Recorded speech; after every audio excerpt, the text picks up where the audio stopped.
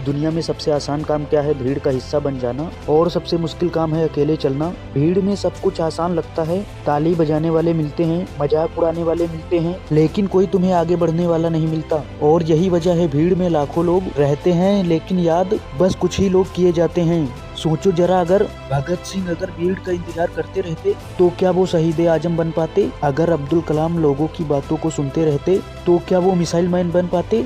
अगर धीरू भाई अंबानी हर किसी की नकल करते तो क्या आज रिलायंस जैसी कंपनी खड़ी होती? नहीं ना, क्योंकि भीड़ हमेशा कहेगी ये काम मत कर, ये काम बहुत मुश्किल है। भीड़ हमेशा बोलेगी सब लोग ऐसे कर रहे हैं, तुम क्यों अलग हो? और अगर तुमने भीड़ की बात सुन ली तो याद रखना तुम्हारी पहचान भीड़ में खो जाएगी। सुनो, अकेले चलना आसान नहीं है।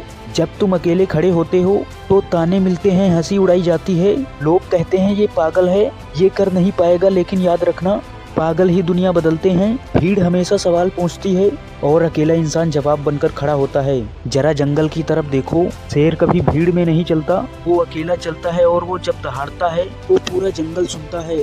भेड़ों की भीड़ में लाखों जानवर होते हैं लेकिन कोई उन्हें याद नहीं रखता, लेकिन शेर वहीं अकेला होता है और वो जंगल का राजा कहलाता है। जिंदगी में भी ऐसा ही है, अगर तुम भीड़ के साथ चले तो भीड़ तुम्हें सुरक्षा देगी लेकिन तुम्हारी पहचान छीन लेगी। भीड़ का हिस्सा बनना आसान है लेकिन अकेले चलने के लिए हिम्मत चाहिए, और वही हिम्मत इंसान को आगे ले जाती है।